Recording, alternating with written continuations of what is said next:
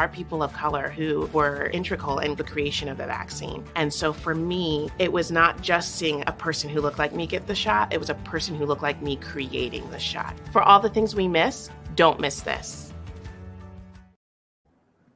A lot of people are saying women are getting infertile. I would like to have kids, so I don't want to put myself at risk for getting infertile just for getting a vaccine. Now, when you talk about stuff like infertility, that's super scary, of course. The good news is there's absolutely no truth to that.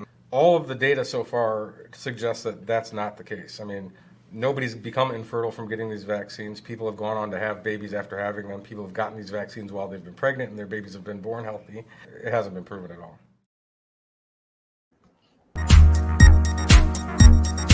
Real talk. Real topics. Real solutions. This is MSR Forefront with your host, Stephenetta Harmon.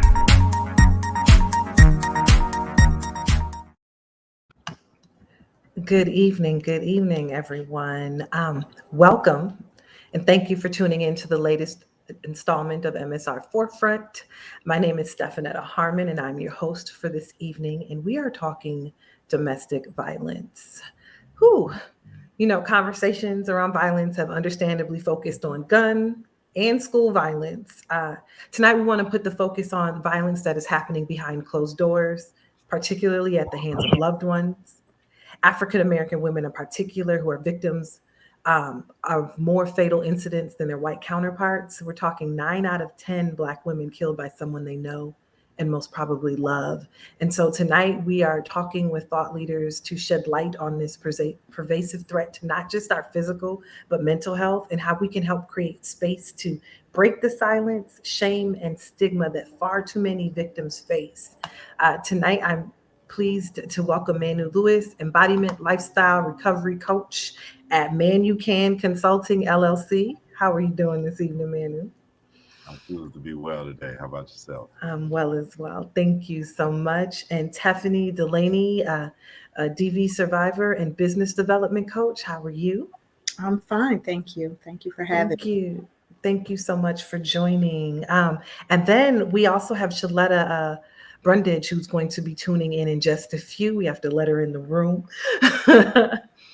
Welcome. She is she's a funny woman.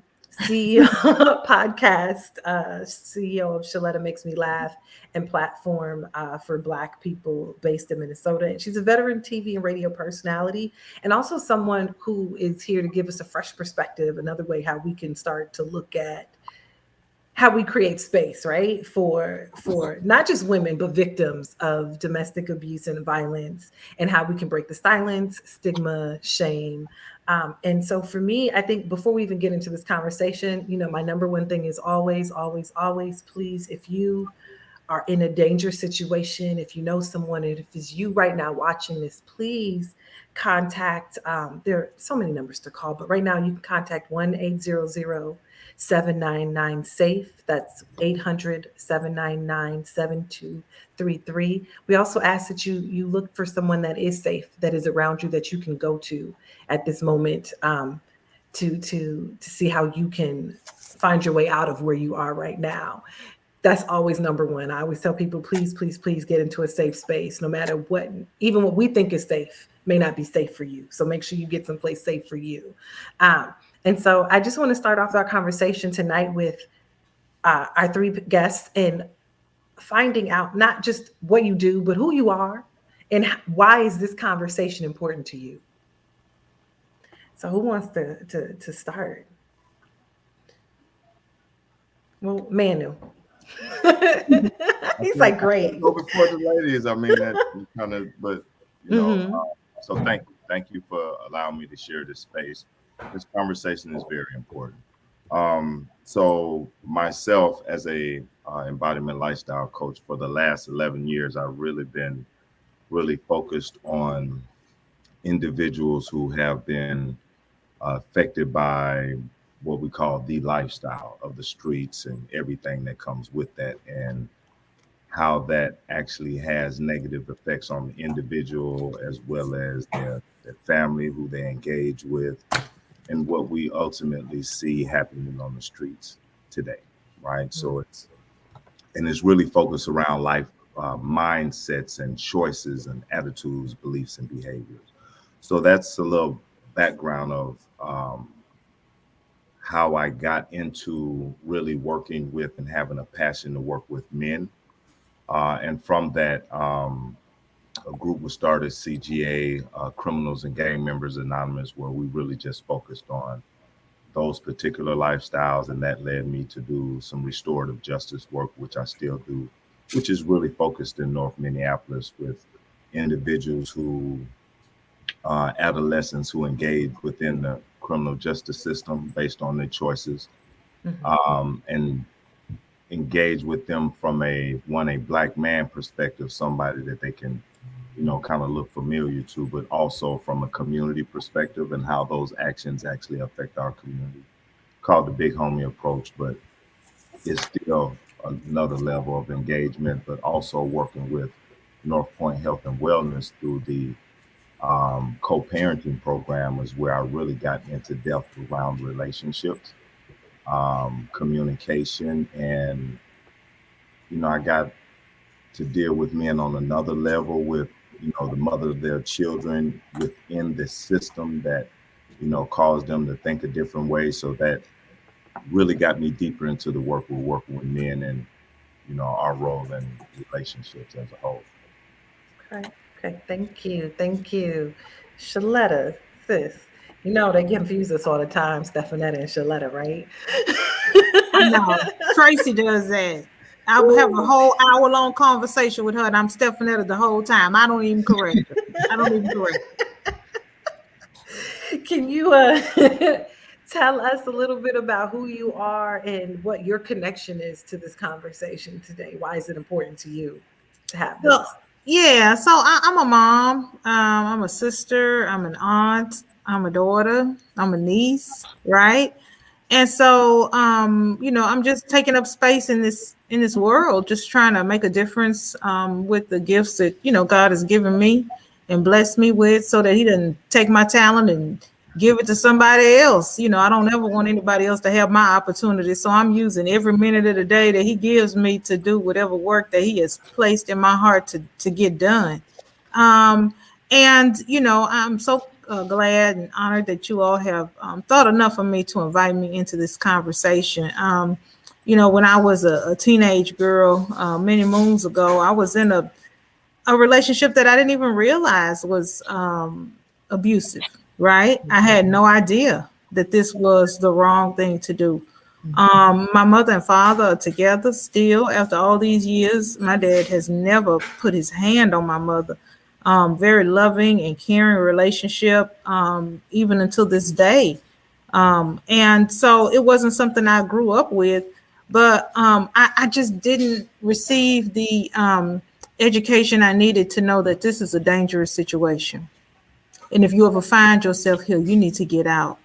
And that's something we need to teach our girls very early on. We can't just assume because we model those good behaviors that they're going to know that these are the types of relationships that they should be in.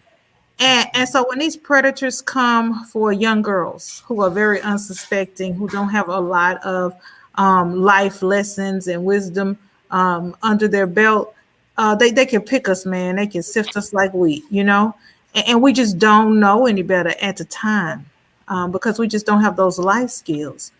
And then we find ourselves trapped in these situations. And then there's an element of shame where you're stuck and you can't tell anybody. And so that's where I was at 16 years old, my first little job at McDonald's, right? Riding the bus to work every day. I thought I was grown. A little 21-year-old dude saw me coming, just, green as a blade of grass, and sifted me like wheat. First it was very nice and complimentary, right?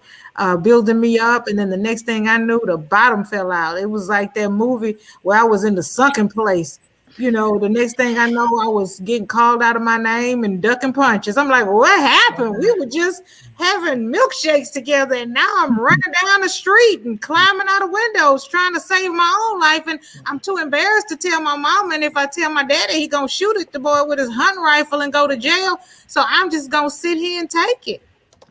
And and thank God, I was delivered from that situation. But while I was there, there were some adults who saw what was going on and didn't think enough of me as a young Black girl to educate me about what I was going through, to alert my parents, right?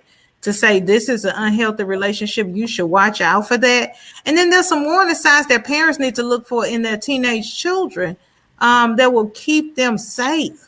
But we got to start talking to our girls at 8, 9, 10 years old to let them know what things they need to look out for. Just because my former husband and I love each other and we, are very, caring and concerning toward our children, and we are very gentle and compassionate, that does not mean a hill of beans if we don't tell our girls, don't let a man hit you. If a man hits you, he does not love you. Don't let a man call you out of your name, because it's only going to get worse. If we don't give them those lessons early, they won't know that I had no idea I was in a bad situation. I had no idea. That's something we definitely want to get into. Yeah. So I'm just about education, whether it's my girl or my nieces or the little girls down the block, and as adults, especially in the Black community, we have got to start looking out for our Black girls. We can't just think that they're strong enough and they can take it or they'll figure it out. So many times society turns a blind eye to little Black girls, and what we have to do is shine a light on us. If we don't do it, nobody else will. Mm-hmm. Thank you. And Tiffany? Well, that's a tough one to follow. It is, as she said, it's a situation that you are shocked that you find yourself in. For me, it was something I vowed I would never find myself in. But I guess it happened, So for me, it's all about, I survived, by the grace of God, I survived. But for me, it's all about, like she said, it's about education. It's about educating women on these are the signs, because my situation could have been avoided.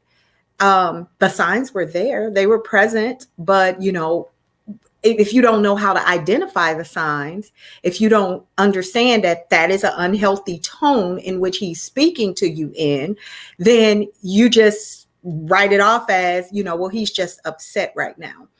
Instead of knowing that there's levels to this, it doesn't always start off, with a punch or a slap. There's levels to this, and it can escalate to those levels very quickly. So, as the sister said, for me, it's all about education.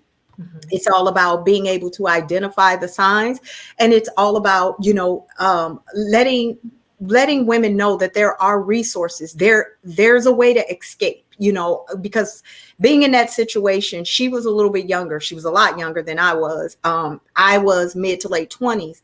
Being in that situation, the first thing, the primary thing you think is there's no way out.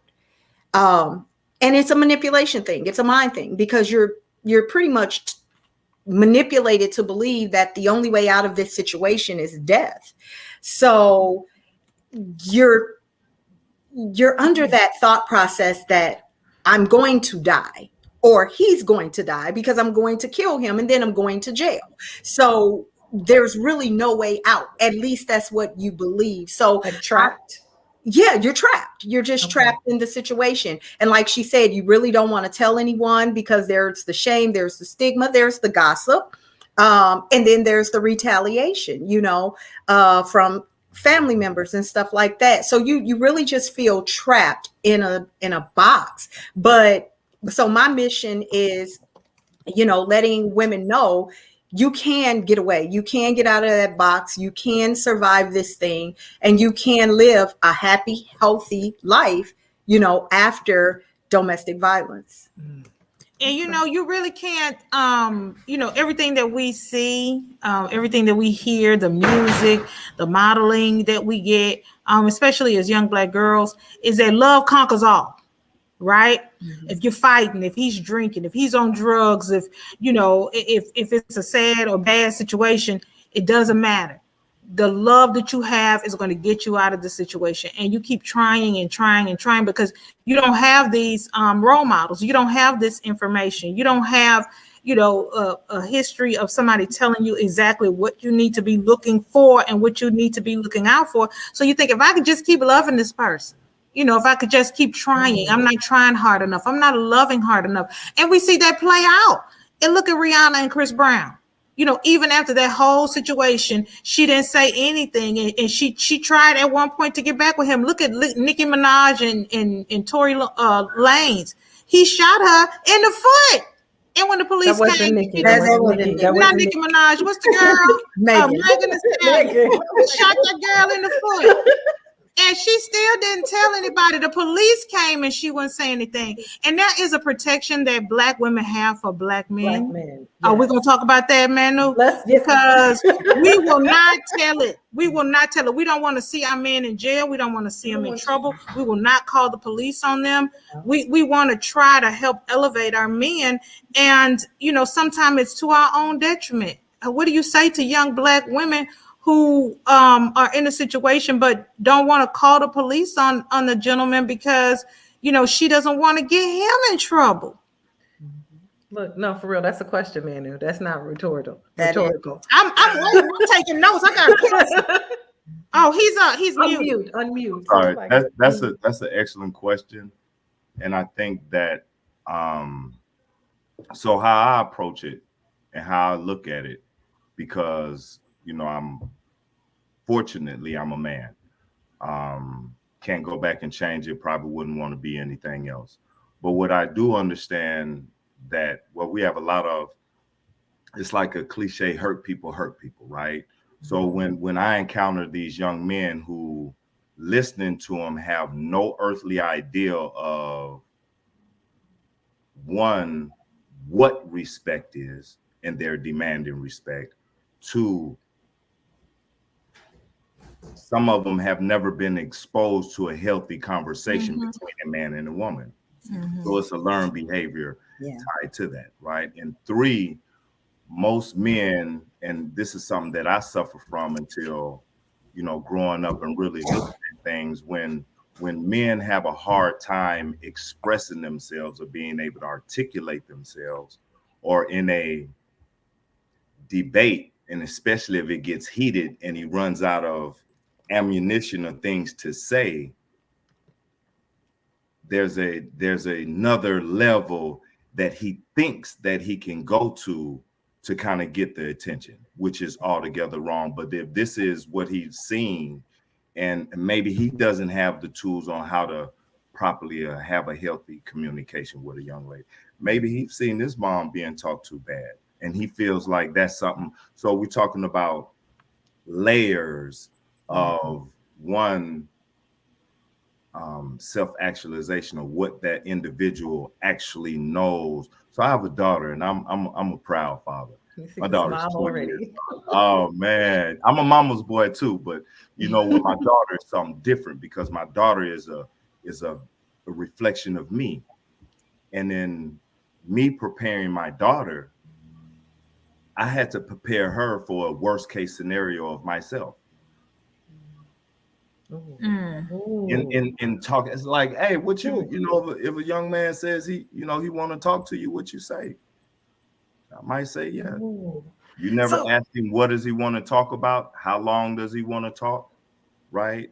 I mean, so what I'm going at is my role in sticking and staying and being a healthy role model in my daughter's life.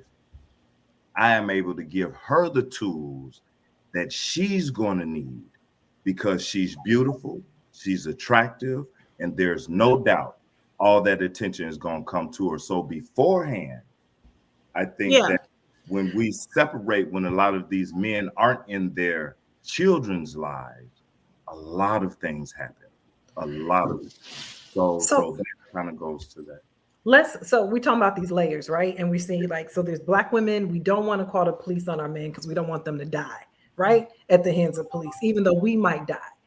But there's also these other layers, even before we get to that Sheletta and Tiffany talked about earlier. So what does abuse look like? Because if you talk to a man, he's going to be like, well, I ain't putting my hands on her. Right. Come on now. So again, and I think that goes to, and we talk about this in our men's meetings, you know, the brother was, you know, he was trying to excuse his language based on a rapper that he likes. So that's a musical influence that comes from outside that doesn't really, right? It doesn't do him any good when you're trying to get in a relationship. So we talking about outside influences, and if a person comes from abuse, that person is only going to identify with, you know, like my future fiance, she was like, oh, you like drama, don't you? I said, no, ma'am, I don't like drama. She said, you sure? Because that one thing you did, and I'm like, hold up. Okay, so if going down that road, yes, going down that road opens up a lot of questions and does become dramatic. So if I'm going down that road, yes, I must like drama, and I must like putting her in an unhealthy space to communicate. So what then are some of those markers, anyone for that, like terms of abuse? And I want to give an example of this, right? There's some show on Netflix that I just started to watch. It's called Made. And the girl was trying, she didn't get beat, but he was throwing glass over her head. Now she's trying to leave, right? And you can't really say what happened to you because he didn't put his hands on you.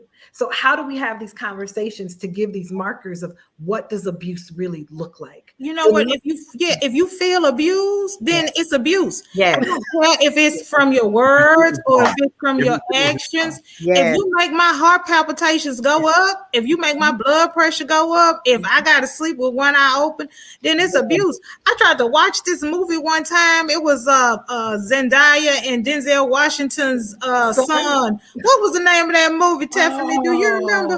But anyway, the whole movie, they were just arguing and going back and forth, and he was verbally abusive and she was verbally abusive, and everybody was talking about what a great movie this was, and I couldn't get 15 minutes into this movie before I had to turn it off because they were making my head hurt.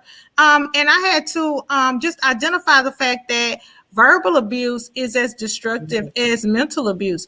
You know, you can put a stake on a black eye and that black eye is going to heal. But if you tear somebody's soul, if you rip their spirit apart, that is going to take more than a stake, more than a ice pack, more than a visit to the doctor. That's going to take years and years of healing and a lot of prayer. And so, you know, we just need to identify the fact that you don't have to get Ike Turnered, eat the cake anime to be abused. You know, that internal abuse is, for me, especially when we start talking about young girls, is worse. Yep. It's anything. I always explain it to young girls as anything that does not make you feel good. Anything that raises your heart rate, anything that makes you feel like this is unhealthy. That is your first sign. He does not have to put his hands on you. My first sign, to be honest, I saw the first sign at 5 months into dating. But he didn't put his hands on me, nor did he call me out of my name. You see what I'm saying? But he was so angry, he said, F you. Okay. I didn't see that as abuse, right? I saw that as, ooh, I done up and done it. I done made him real mad. My feelings were so hurt. I cried because he literally said F you and hung up and called himself dumping me.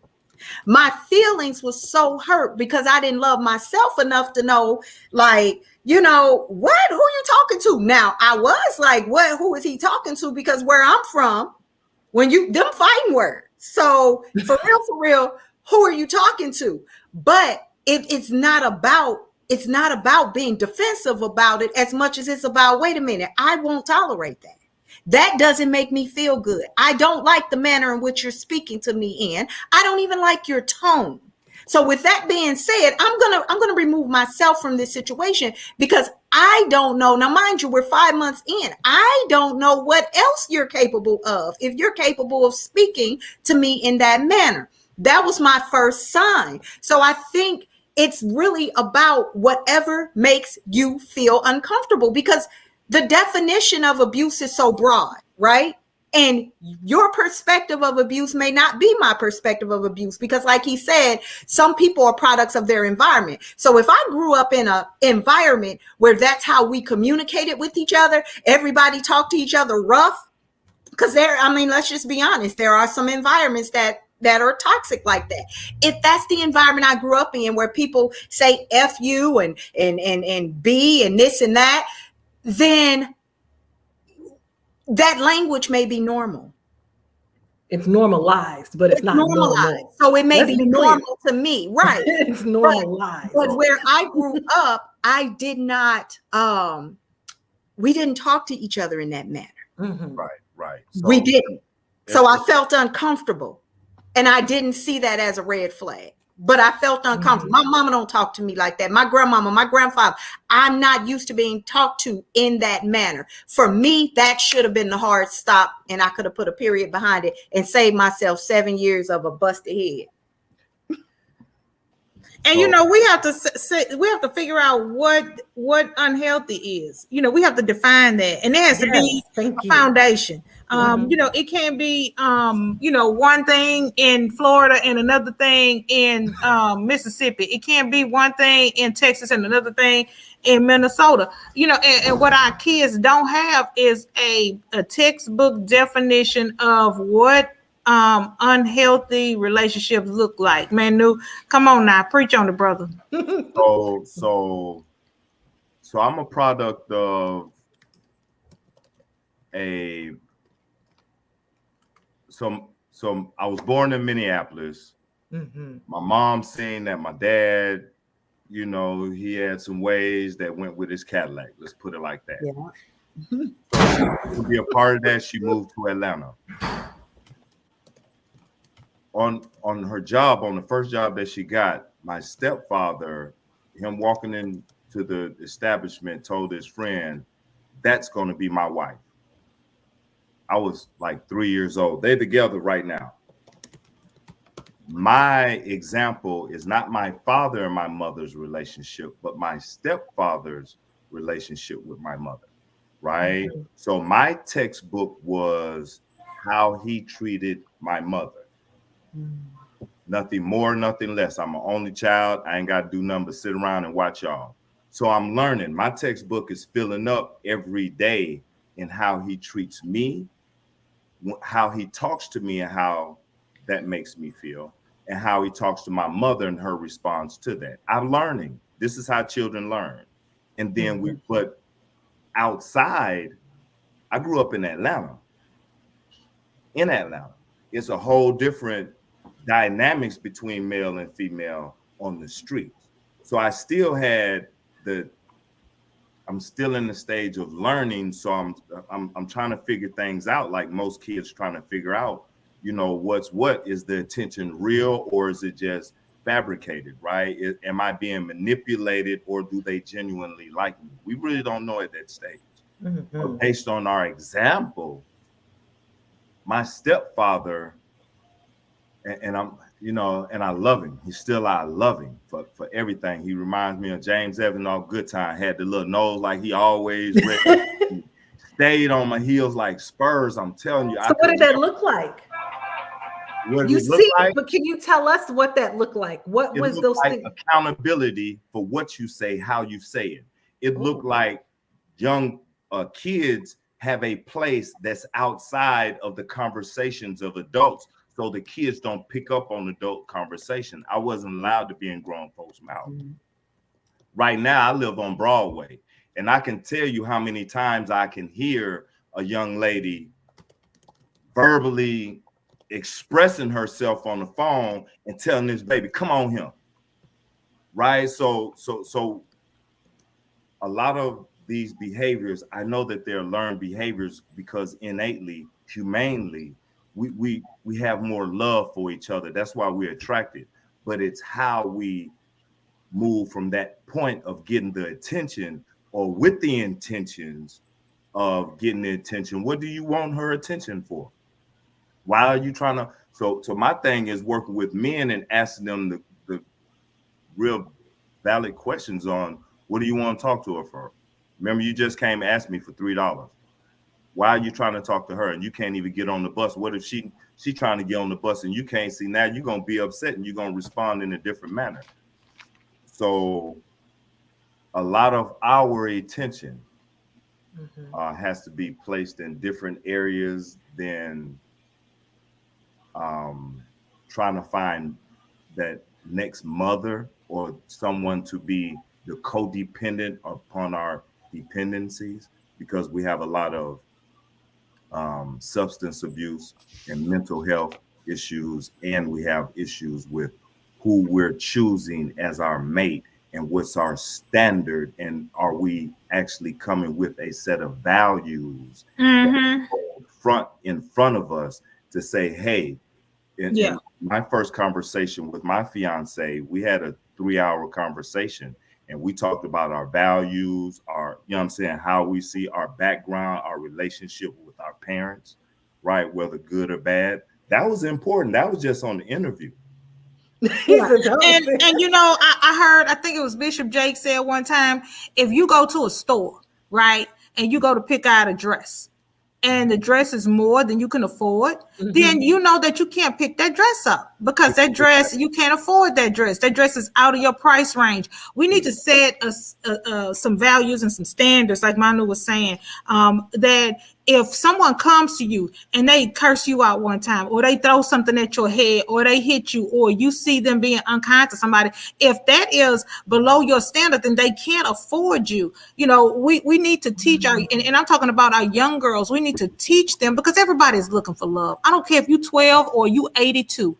Everybody wants to be loved. Nobody goes out into the world wanting people to hate them. They go out into the world looking for love. And predators especially see our young girls, and they see vulnerability, right? But even at a young age, we have to teach these young men and women who are growing up in this world, look, this is what your cost is. Yes. You know, you want a man a boy who wants to go to college. You want a boy who wants to pick up a trade. You want a boy who wants to be a manager at Walmart or Burger King. There's honorable professions there. Who wants to drive a trash truck? He wants to be drive an 18-wheeler. You know, he holds the door open for you. You want somebody who has some goals, whose parents still, you know, have a good relationship with each other, who you can see that they've been through some stuff and they stayed together. You want somebody who got a little old piece of bank account and a debit card, somebody who wants to take you somewhere. Come on, somebody. Hey, my daddy drove a forklift and he loved my mama. But we got to have, if you can't afford me, if my cost is $100 and you came to the store with $78, you can't put me on layaway till you get it together. You can't. But check this out, though. Check this out. Here's the reality. I was taught all that. So you can find yourself. I was taught all of that. And I'm talking about from my grandmother to my aunts to my mother. Now, I can't say that behavior was modeled, because it was a do as I say, not as I do type of situation when it came to my mother's dynamic. But I did see my mother escape a domestic situation and constantly told me, you're better than this. You're bigger than that. You're worth so much more. So they called me Precious. That was my nickname. So I had a very, very high standard. You get a man that you go to college, he go to college, he needs to be Greek, you know, he had a whole bunch of stuff, you know, that was going on. Greek, right? But y'all needed to be in alignment. Y'all needed to be yoked, right? And not to mention, we was Pentecostal till we was apostolic and everything else. So I had all of those values embedded in me. Now, here's the twist. A little bit later in life, you know, like he said, the music, society, the type of man that you should be interested in based on where you're from and all of that. Those things started to play a role. And I'll never forget, Missy came out with Hot Boys. And guess what? You got you a hot boy. I had to have me a hot boy. I was actually dating a hot boy at the time. So, and that's what appealed to me. That's what appealed to me. And I was proud. I was proud to have Eve, everybody was rapping about these, these thugs, these street cats. So I was proud to have that. But that was not my standard or my upbringing. You see what I'm saying? So it could go left real quick. And when I found myself in that situation, I was really trapped, because now I'm seeing a reflection of something that my mother fled from when I was very, very young, and something that she prayed and cried and begged, please don't ever find yourself in that situation. And also the judgment that came along that came along with, hey, don't get yourself in that type of situation, because that type of situation is hard to get out of. And then, all the other name calling. But then Precious, is in this situation. I'm telling you, it's so many dynamics to this thing, but society does play a role, because that guy that everyone picked out for me, he was not appealing when I was 22, 23 years old. I'm sorry. I wanted the hot boy. So I'm sorry, my light situation. I'm living on Broadway. You was talking about the light changing. I did want to say this because, and I'm, I might be a couple moons older. So I'm 51, right? And I remember the lifestyle that I led. Most of the females who we knew was about something was told to stay away from us. Straight up. Like, no, you can't kick it with partner. But we understood that, like, yeah, you ain't gonna do nothing but run anyway. Mindset. If we know that we up to no good, the thing is, if she got a future for herself, no, that ain't for you.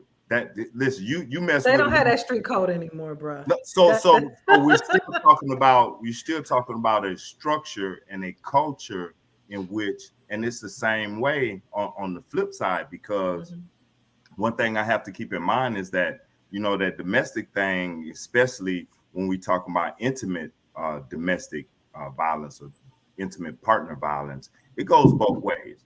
I've been in some situations where, like, getting into it, I'm knowing, like, you know what, right now is the time to get out.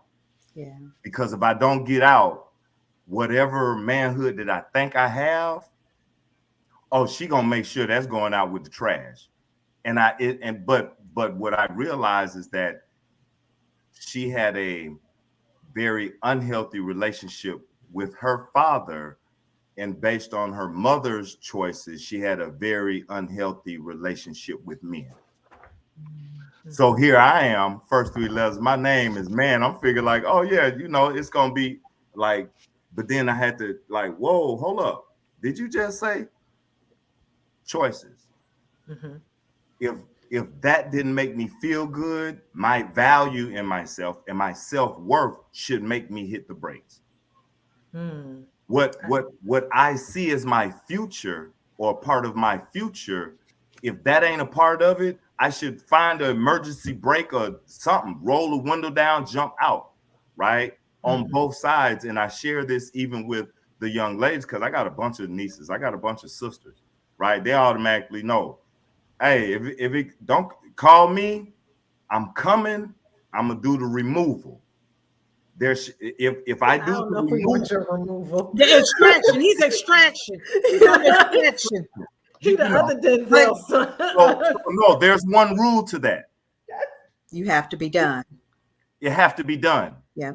At any point in time. Yeah. See now there's whatever dynamics that's being used that, well, he do this, but that ain't so bad because he do well. Come on now. Choices. You have to make a choice. You have to make a decision. So we men also have to make a choice in asking the extra question, especially with our women. What discomforts you? What's your non-negotiable? Yeah. What's your non-negotiable? What's some things that have happened to you? What's your relationship with your father? Yeah. Right?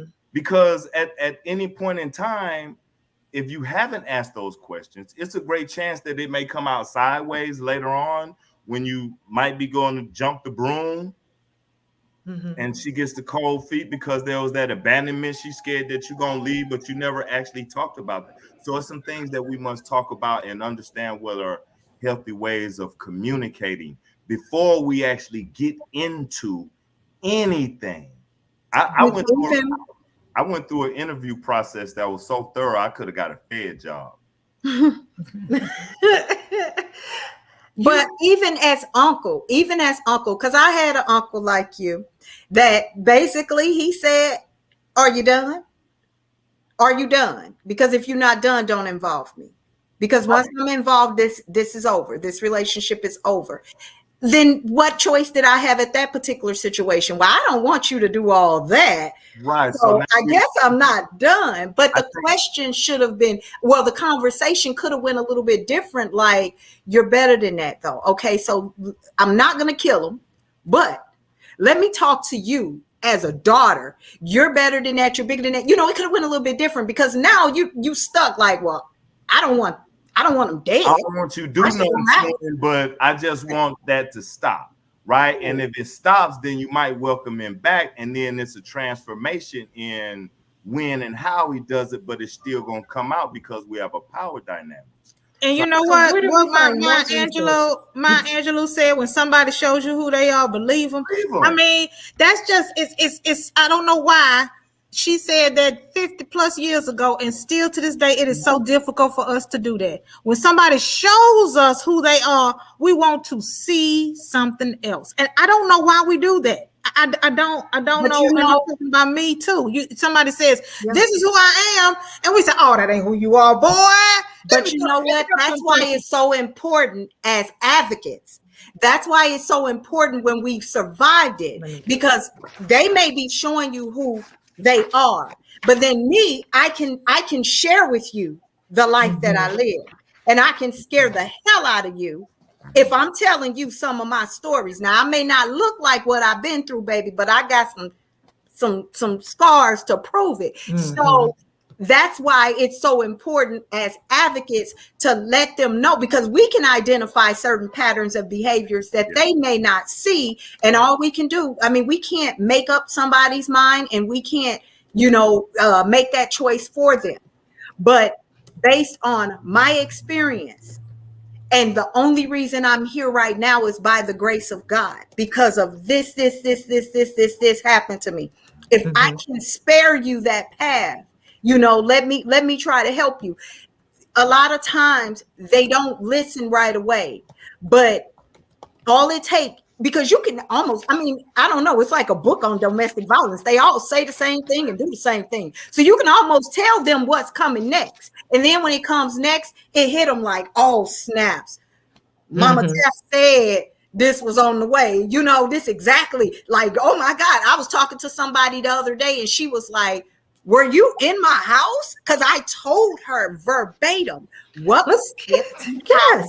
I'm like, it's a book somewhere. We've been talking about this for years. The whole, there's the prevention. We know the warning signs. We know the isolation. We know the talking down to. We know that you're supposed to call a number, right? We know that you're supposed to leave the home. We know all of these things, but either we stay or we commit, depending on which side of the abuse you're on. How do we break this cycle? We're talking about breaking silence, but I want to talk about breaking this cycle, right? Especially now. We got too much going on. How do we break this cycle in our communities? Conversation. Honest. And one thing that I know, and it's, oh man, this lighting situation, I really want to apologize. I look like a little, you got the mood going on. Dude, I'm not the creepy dude. I just have bad lighting, all the lighting's behind me, and I didn't want to do. But one thing that I say that with men, what we need, especially, and we're developing this over north, really looking for space where men can have processing space where we can talk about outside the influence of anything other than just Black men. One thing that I was doing this with co-parenting, I used to always do a test. See how long you're going to talk about you without talking about her, right? It doesn't last 15 seconds. Well, and then I'm like, you ain't even say nothing about you. Right. So retraining our minds, and I just point the finger at men. We really need spaces to detoxify.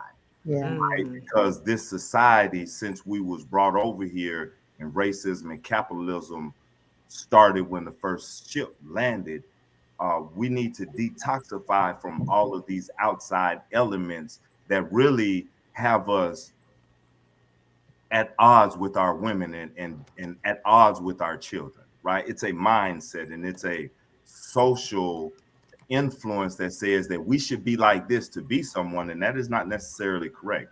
My stepfather was in my life my entire life, and he didn't have to be. I was bad. I burned up his clothes. But what he did was he made a commitment to it. My mama, yeah, I was bad. I was, oh man, I ain't even. I'm writing a book, so it's in the book. But he told my mom that if he left me, I was gonna run over my mother. Now imagine that. If I'm running over my mother now, I'm trying to get in relationships. I don't even know how to deal with a woman correctly. Why? Because two men just left my mother, right? And I'm not even talking about, I got friends that they don't know who their father is, and they got a bunch of uncles out here, right? So we're talking about learned behavior and how we treat each other, right? And how we treat ourselves first, our values, our standards. Yeah. Right? What we hold to be that line. Yeah. My stepfather is he's like a beast. He never raised his voice at my mom. My mom's a little bitty and she is Sagittarius. He is a Leo. Hey. So when my fiance, when she gets up in temperature, automatically I go down because that's a learned behavior. I wasn't learned to argue back and forth. And that reminds me of what I wanted to say when you're talking about, how do we break the cycle? It's generational. We've lived long enough now to see generational blessings and see generational curses. Right? And so, the Bible says it's such a simple scripture. Train up a child, we've all heard it, in the way they should go. And when they are old, they will not depart from it. And I always thought that meant if you take your kids to church, they'll always go to church. That's not what that meant. That's not what that meant at all. That means that we are supposed to give our children, and I keep going back to young girls, the tools they need, so that when they get old, they may stray, but they won't depart from it. And I think about Tiffany. I don't even know your mom and your grandmama, but they trained you up in the way that you should go, so that even when you strayed to the hot boy, you came on back. Yeah. Because they put them seeds in you. They planted those seeds in you. And no matter how far we get out there, no matter what somebody comes or tries to tell our young girls, if we train them up in the way that they should go and what they should do and what type of man they are supposed to have in their life and what they will and won't stand for when they get old, they will not. I ain't never seen the Bible lie. I ain't never see Jesus tell a tale. They will not depart from it. And that's the way we break that generational curse. It's not a cycle. It is a curse. Abuse is a curse from the devil. And if we gonna break it, we got to just go back to our foundation. Look how far we've gotten away as a people from what we know and hold to be true. But we also have to heal from our own trauma, because you can train a child up. Like I said, my mother, she trained me up, but she was unhealed.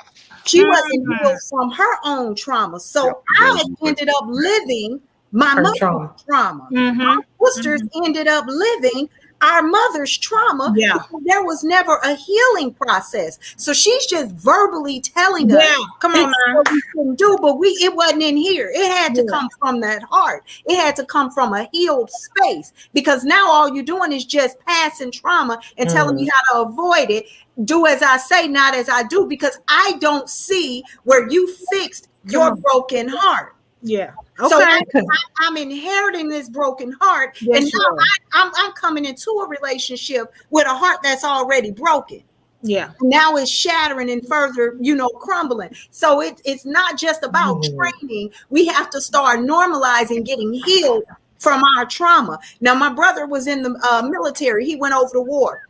when he came back from war, they have a place that these people can go to. Now, a lot of veterans don't choose to go there, but it's available for them that before they go back into society, like you said, it's a detoxification process. They have a place you can go and get your head together and you can detox from some of the trauma that you just experienced. But what's happening in our society is there is no detoxing. There is no There's no space. We're creating. so we're just basically handing off generation to generation unhealed trauma. And now I'm fighting giants that I ain't even I'm trying to slay dragons. I don't even know what dragons I'm slaying. I'm fighting giants from my grandmama, my great grandmama, and it's constantly going down instead of me taking an intentional pause and saying, you know what?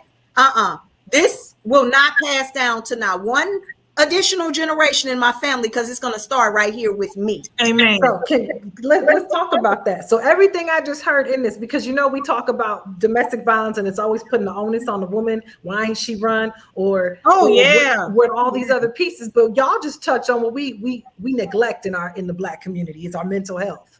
Yeah. Like to normalize us checking in with therapists, to normalize us checking in with we ain't supposed to do that because that means we're weak, right? If we go try to talk to somebody, then look, she weak, he weak. Look, he got to go talk to somebody. He can't figure that out on his own, and it's horrible. It's horrible because if we break a leg, we don't say, well, he did just walk on that leg, it's gonna be all right. Or if we break an arm, there's just swing the arm, it's gonna be all right.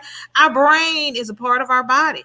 And our heart is a part of our body. And if we don't go somewhere to heal that, it's just like walking on a broken leg. It ain't never going to reset. It's not going to set right. You got to put a cast on that. It's got to heal. And once it's healed, you can take that cast off and walk on it. We need to go somewhere, like Tiffany was saying, and heal. And these therapists are healers. They are healing our heart and our brain and our families, but we still... And that's why white people got to jump on us, baby. They get what they think about crying and they calling somebody. We got to be under the table, ain't ate in 2 weeks, to lick it up ourselves. And girl, it's got to be real bad for us. And we think our children can't see that. We think our children can't feel that. So if you're intentional about healing, your kids can see that and feel that too. And like you said, the brain is one of the most powerful tools we have. The brain is a muscle, right? And that muscle is stronger than what we think it is. So we always say, well, my kids didn't see that. And my kids didn't see this. And I kept this away from my kids. I tell everybody, this is what I tell these young girls. I said, think back to when you was 4 years old. 4 years old, right? That's how old I was when my mom fled that situation. Well, people say, well, you can't remember when you was that young. Feel it though. What's the number one song? What's the number one song? If you go on Google right now and you Google the year that you was 4 years old and you Google what was the number one song, for me it was 1980. What was the number one song in 1980? It was Call Me by Blondie. I turned it on and guess what? I started singing it. I was 4 years old. Call me. Dun, dun. That's how powerful of the memory that the brain have. So, but we're constantly telling our kids, or we're constantly thinking they don't see that, or they don't know that, or they won't remember this, or they won't remember that. No, these are all impressions that are being left on our lives. But just as we may see the trauma, if you're intentional about the healing process, we see that too. My son told me, my son said, Mom, I didn't start my healing process until he was off to college, but he said, Mom, I see you. I said, what you see? He said, I see you trying to fix that broken heart. And I think so while she goes and cries over there. I think that's the same thing I use the same kind of scenario for these young men who find themselves in unhealthy situations and they want to depart. I tell them to fast. Abstain. Nice. Get into yourself, right? Because the more we're in a relationship, we intertwine and we take on certain characteristics or certain things come out that you keep doing it without breaks. You never get to yourself or what you have learned from that last situation, right? So that's the reason I tell them, hey man, don't jump it. Well, I got this one. Listen, no more situations for a minute. Let's work on you. Right. And that's that healing process, which a lot of times won't take because, you know, we open and we just want to be with somebody. And it's like, well, who am I? Because I just went through a situation that, like you say, based on my standards, I threw them out the window to be with this individual. Now I'm no longer, then let me get back to me. So I think that the more time that we take to heal in our own personal selves and who we are and what we want, and you know what I'm saying, just our own personal worth and value, then we engage in I don't want to say the next situation, because when I was saying my next situation, it was my last situation. I came into it with that mindset that I was going to make a woman a very happy wife, not just be a happy husband, right? So it's the mindset, and I think that it's that mindset that we must reach back to. Thank you for this part, because I know we talk in domestic violence, but it comes back to our communities and how we're raised, right? And how we're raising each other up in the community. Like when we talk about it takes a village, it's the same thing for every single aspect of our lives. Now, I dropped some resources for folks who are tuned in that they can get into. I would love, you know, because we could talk about this for hours. I dropped some resources in there, but I want to ask you as we close out, like, what's the one thing you want people who are watching today, right now, to walk away with that they can either move in their lives or help move someone else's life? Educate your daughters and sons about what a healthy relationship looks like before they get into an unhealthy relationship. Give them the foundation and the tools they need early on. Don't wait until it's 1 year before they start dating.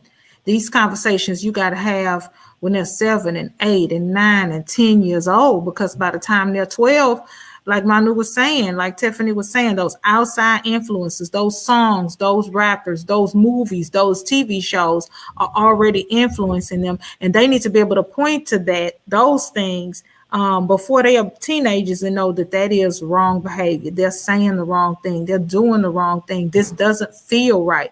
We gotta train up our children in the way that they should go. So when they get old enough to enter into these relationships, they know when they are unhealthy.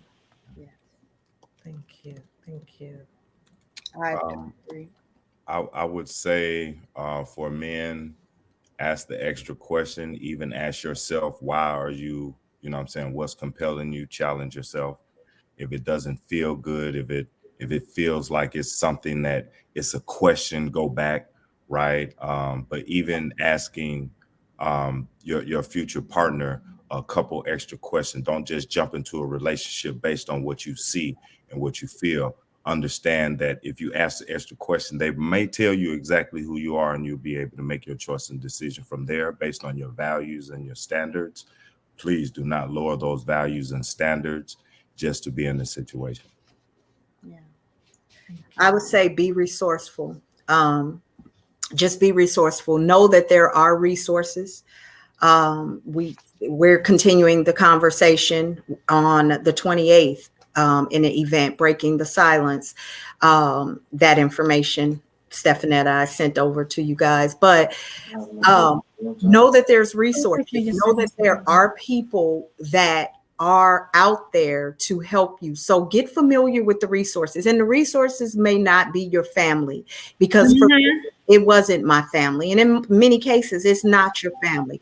But get familiar with the resources that's available to help you and create an exit strategy. You have to have a strategy. You can't just, in these type of situations, you can run, but there's a chance that if you just run, you're going to come back. You're going to run back. But if you sit down and you really be intentional about creating an exit strategy and have it in your mind, this is my exit strategy. This is how I'm getting out of this situation. get with some people, the resources around you, create that strategy with them because that's your village. And I'm speaking to those who are currently in this situation. Tap into that village and have that village ready for when it's time to press play and it's time to go. Just go, but have a plan, because if you leave without a plan, there's a very good chance that you'll come back. I had a plan. I had a village. I had people that knew my plan and they helped me execute my plan. So when it was time to go, I left. But you have to tap into the resources, because I know you feel alone. I know you feel alone, but you're not. You're not. There is such a large community. Just Google it. We got the internet. Just Google, I need help. I'm in a domestic situation. I need help. Google will say, help near me. And let it find, then start reaching out to those resources and find out, like, what are my options? What can I do? Yes. And if you're serious about leaving and you're committed to leaving, you can get out. You can get out. And if it's life or death, please don't wait for the plan. Yeah. Please don't wait for the plan. Please don't wait till everything is perfect, because even when things are good, nothing's perfect. No. Understand? Don't wait till everything is perfect. And a plan doesn't have to be a long, drawn out, month-long plan. A plan could be a 2-hour plan.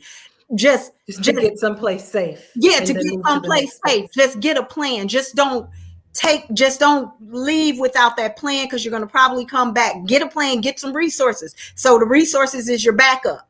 That's your village. That's the people that's ready for you to say, okay, it's 4:45. I'm out this door in 15 minutes. Who got me? I got you. I'm right at the corner of 610.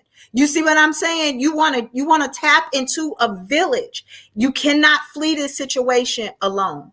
You can't. My village was strangers and a couple of people that I knew. But when I say they came through in the clutch, when it was go time, it was go time. So a plan doesn't have to be a long-term plan. Just have a plan, because if you run out that door and you get caught, there's a very good chance you may not survive, that situation. So go when he's asleep or something. We just want to say, thank you. Thank you, Tiffany Delaney. Thank you, Manu Lewis. Thank you, Sheletta Brundidge, for this conversation, your time. I pray that folks who tuned in tonight were able to get what they needed out of this, that they're able to share what they need to share with folks, or to intake what they need. Again, we have dropped resources in our comments. We'll also share them. We have shared information for Breaking the Silence event on Thursday, October 28th. It's a free event, also about raising awareness and helping empower folks, and connect with Manu.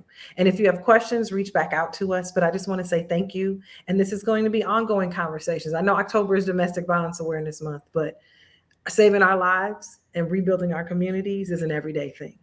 So again, I'm Stephenetta Harmon with the MSR Forefront. Thank you for tuning in. Thank you.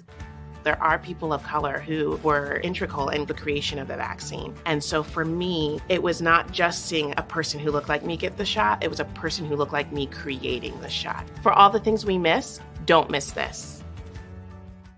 A lot of people are saying women are getting infertile. I would like to have kids, so I don't want to put myself at risk for getting infertile just for getting a vaccine. Now, when you talk about stuff like infertility, that's super scary, of course. The good news is there's absolutely no truth to that. All of the data so far suggests that that's not the case. I mean, nobody's become infertile from getting these vaccines. People have gone on to have babies after having them. People have gotten these vaccines while they've been pregnant and their babies have been born healthy. It hasn't been proven at all.